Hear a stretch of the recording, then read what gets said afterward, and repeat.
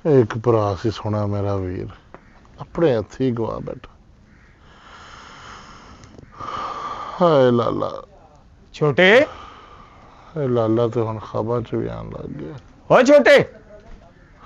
छोटे ओ की होया ही भलिया छोटे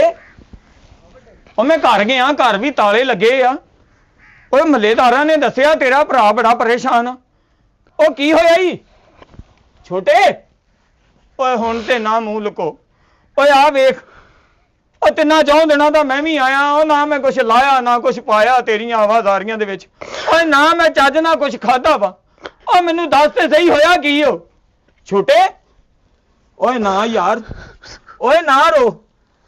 ओ मेरे ते पहलो सीने दे विच तेरियां गल्लां दे तीर जेड़े वजे उन्हां दे जख्म हरे नहीं होए ओ हुण की होया ई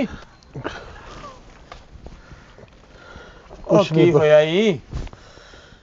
भरावा मैं तेनू किस मुंह नाल गल करा। ओए उसे मुंह नाल गल कर ओ जेड़े मुंह नाल आउंदे दी बेइज्जती करती सी उसे मुंह नाल गल कर ओ जेदे मुंह दे विच तीर मारदा रहा जुदाइयां दे तू ओ तू ते आउंदे नूं मैनू मिट्टी कर दित्ता छोटे।